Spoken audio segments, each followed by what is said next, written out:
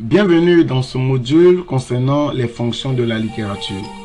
Nous sommes toujours dans les bases ou même dans les fondements de la dissertation littéraire. Et cette partie est très importante et je demande vraiment encore votre attention concernant donc les fonctions de la littérature. Si vous comprenez ces éléments qui vous seront présentés, vous allez comprendre donc 40% de tout ce que je vais enseigner dans cette formation-là. Pourquoi? Parce que tout part d'ici, tout part de ce module-là, les fonctions de la littérature. Et nous allons commencer par la première fonction, c'est-à-dire la fonction qui est beaucoup répandue, c'est la fonction engagée, ou si vous voulez l'engagement. Alors quand on parle de fonction engagée, on apporte on accorde, si vous voulez, une attention particulière sur la société. Mais cette société-là est divisée en plusieurs structures. On a le domaine politique, le domaine économique, le domaine culturel et le domaine social, de manière générale. Voilà, socio-économique, socio-culturel, socio-politique, donc social là, socio-éducatif. Donc je mets social, ça regroupe tous les éléments en même temps. Vous voyez, voilà. Donc politique, économique, culturel, social, tout cela touche la société de manière générale. Voilà. Donc la façon engagée tourne autour de ces aspects importants là. Maintenant, dans un sujet, et c'est sur cela que nous allons donc nous appesantir pendant un certain long moment, la façon engagée a 4 types de visages. La façon engagée a 4 types de visages. C'est-à-dire se présente sous 4 formes, si vous voulez. La façon engagée se présente sous 4 formes, sous 4 visages. Voilà. Et c'est ce que je vais donc prendre le temps d'expliquer en long et en large ici. Donc je demande vraiment votre attention. Quand on parle de fonction engagée, on fait référence à 4 éléments importants. Dénoncer, dévoiler, défendre, éveiller. Quand un écrivain est engagé, quand un écrivain décide de prendre sa plume pour pouvoir être engagé, il le fait de 4 manières différentes. Mais tout ça, ça tourne autour de l'engagement. Chaque manière sera expliquée et vous allez voir les sujets que je vais utiliser pour présenter cela. Le premier ou la première manière que l'écrivain utilise pour afficher son engagement, c'est le volet dénoncer. De manière générale, quand on dit la littérature est engagée ou bien quand on dit l'écrivain engagé, on est porté sur l'idée de dénoncer. Oui, quand l'écrivain est engagé, il dénonce. Ça, c'est une forme d'engagement. C'est une manière pour lui d'être engagé. Il est engagé en dénonçant. Voilà. Dénoncer, c'est quoi? C'est pas compliqué à comprendre. Je vais vous présenter cela en long et en large pour qu'on puisse mieux saisir ces éléments-là. On va prendre un sujet de Albert Camus. Albert Camus dit « L'insurrection est le plus sacré des devoirs. » L'insurrection est le plus sacré des devoirs. Quand il dit ça, il est en train de vous faire comprendre que la rébellion, le soulèvement, le mécontentement, ça doit être le devoir des écrivains. Donc quand on dit le mécontentement, la rébellion, le soulèvement ou la rénonciation, c'est le plus sacré des devoirs, Albert Camus est en train de nous faire comprendre que les écrivains doivent être engagés. Mais attention, de manière à dénoncer les maux de la société.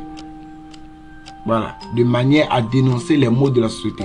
Vous allez comprendre quand je vais évoquer les autres formes d'engagement. La première chose qui revient le plus souvent, c'est l'idée de dénoncer. Oui. Pourquoi? Parce que ce qu'Albert Camus dit est fort. Il parle d'insurrection. C'est comme si les écrivains sont en guerre.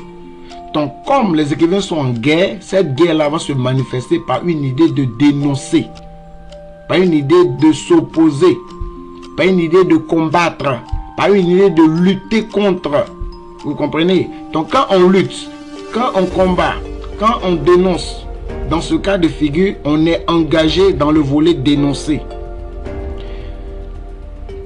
Je vous présente des verbes qui vont tourner autour de cette forme de sujet sur la fonction engagée.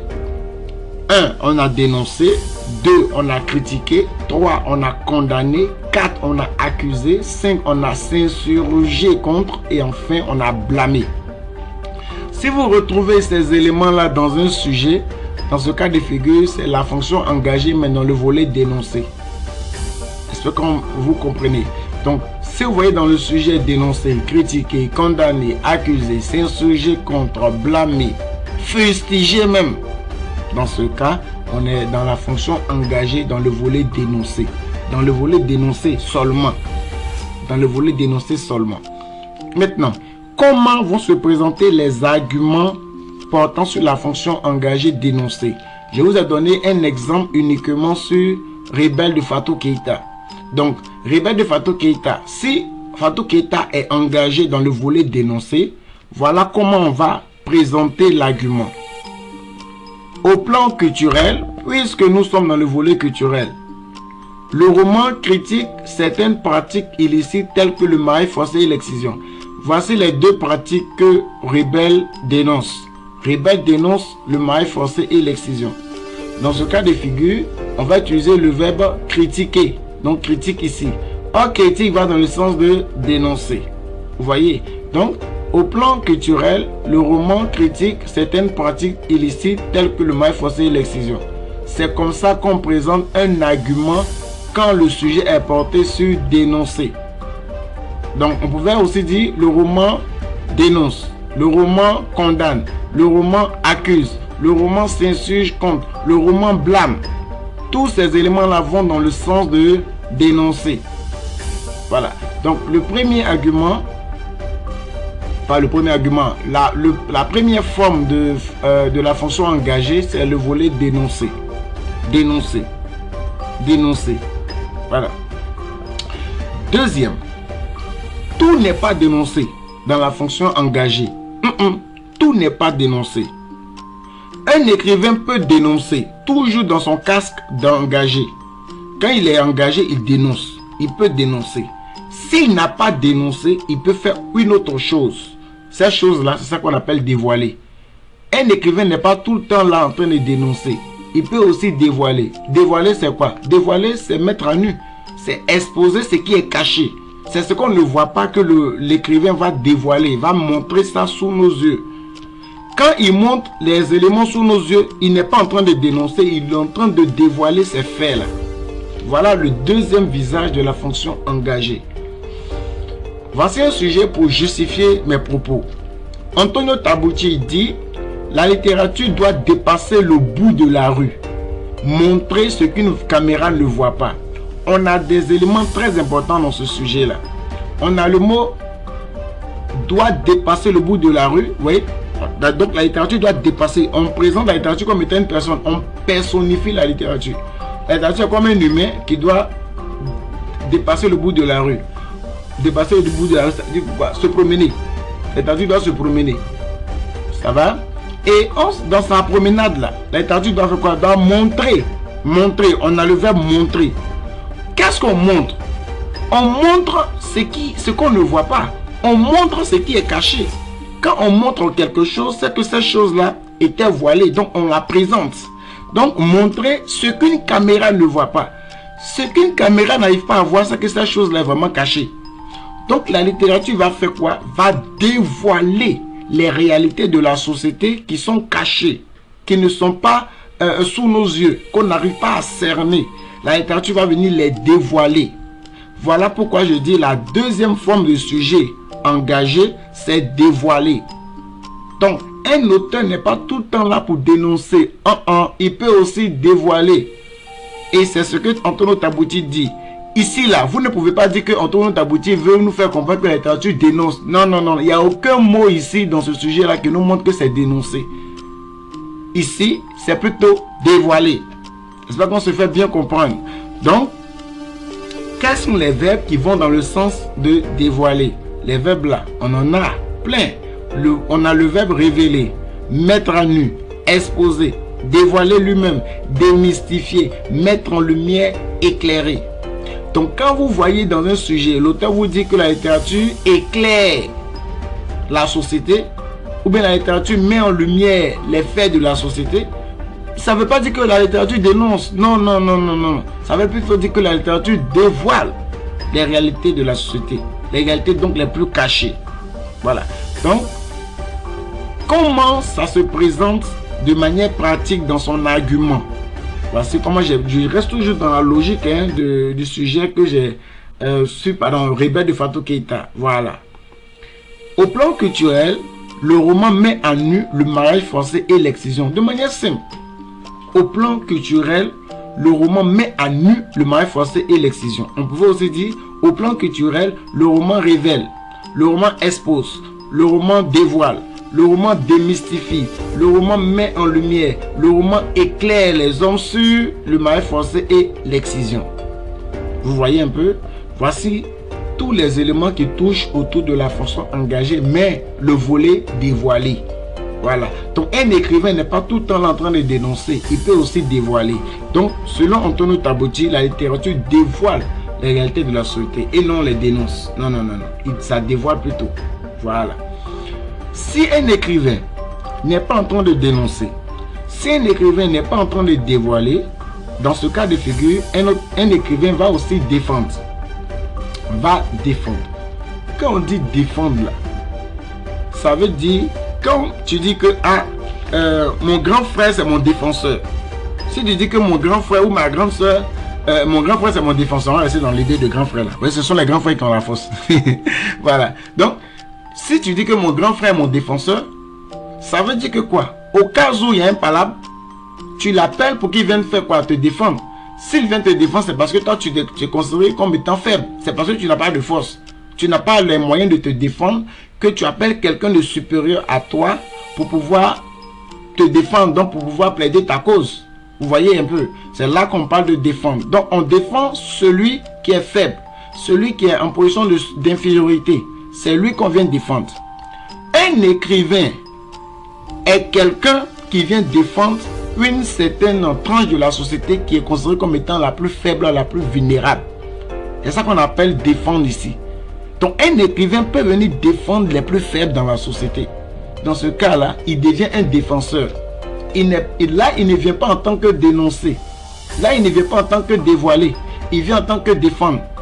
J'espère que vous me comprenez. Voici un sujet qui va justifier ce que je suis en train de dire.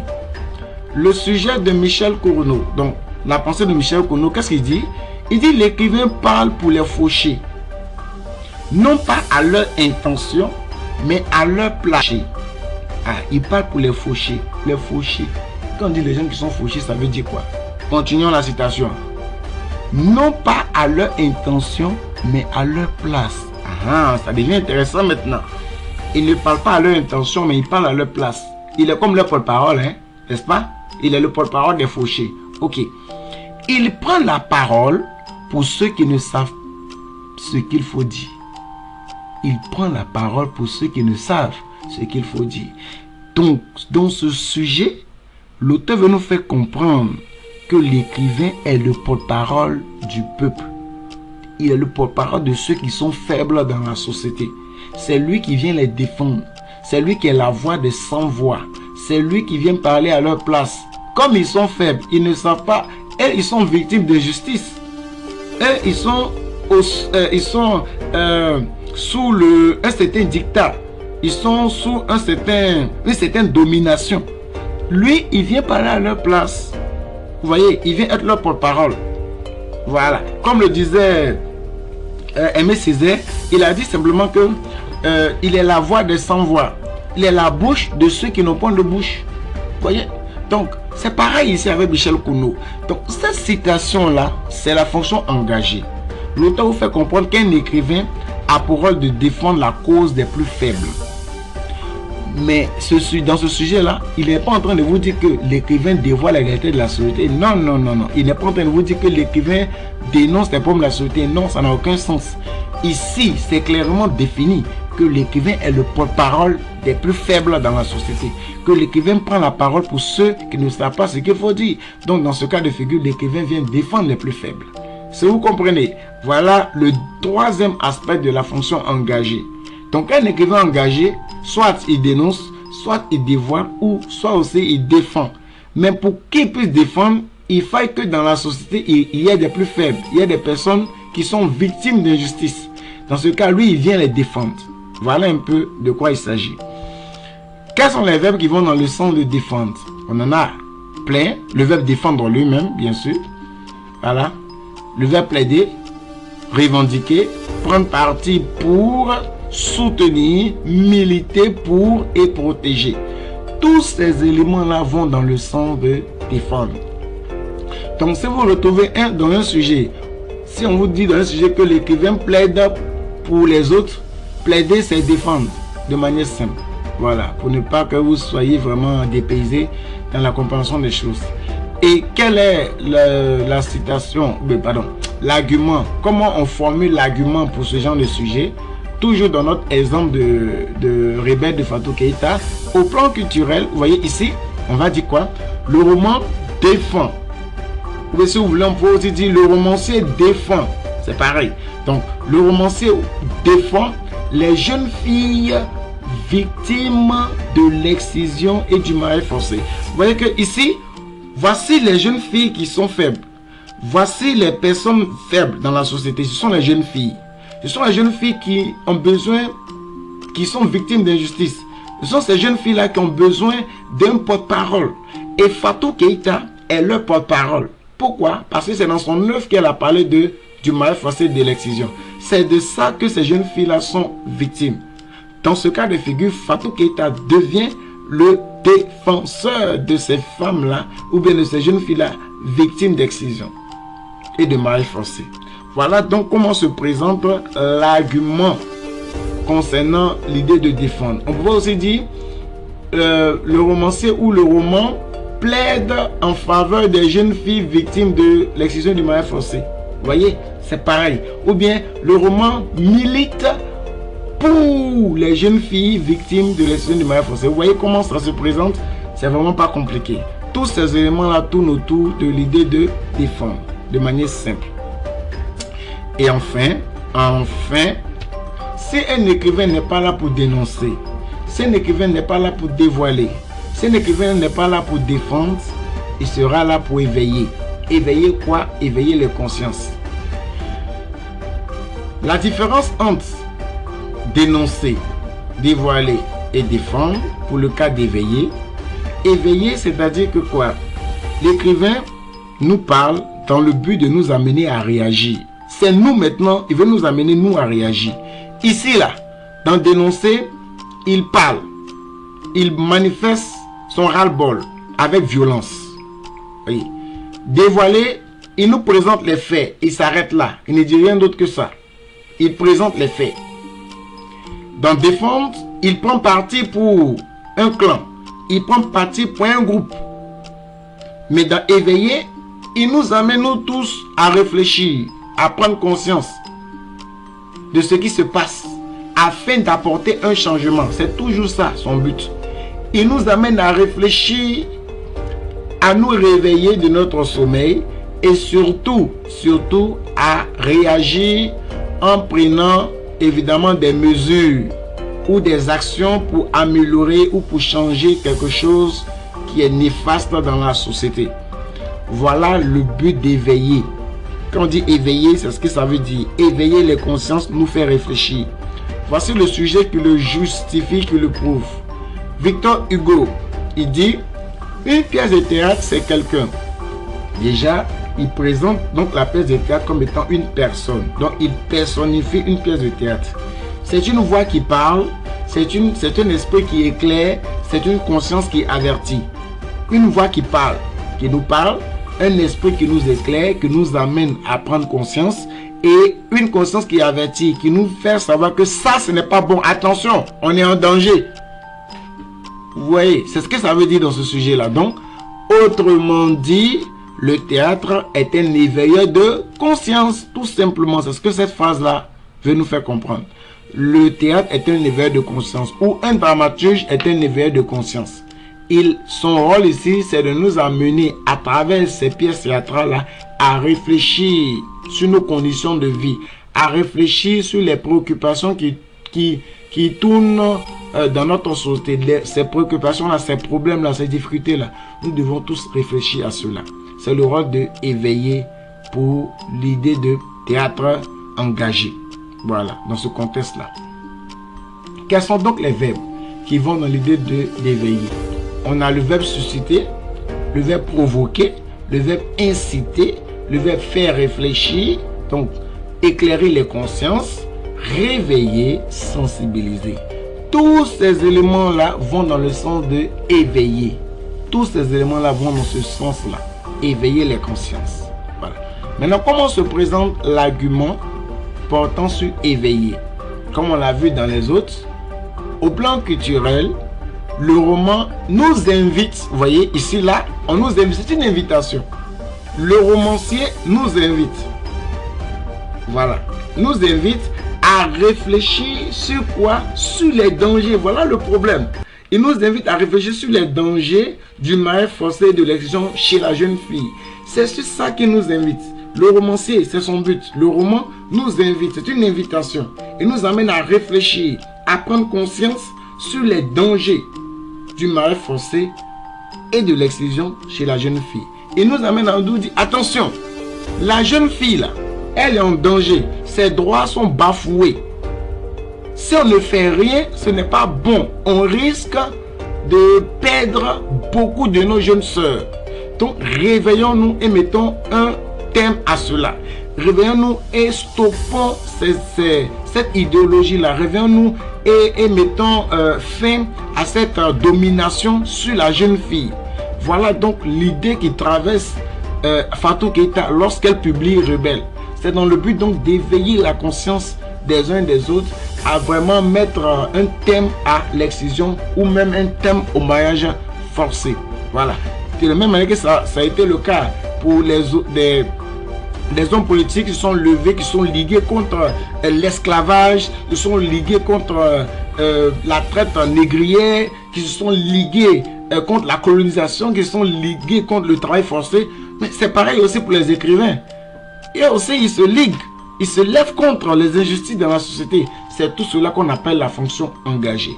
Donc, si on a fait un résumé de tout ce qu'on vient de dire, on a vu que la fonction engagée, c'est la fonction par laquelle un écrivain, à l'aide de sa plume, va décider de pouvoir se porter sur tout ce qui touche au domaine politique, économique, social et même culturel de la société dans laquelle il vit. Et il a 4 manières de manifester son engagement. La première manière, comme on vient de voir, il va donc dénoncer.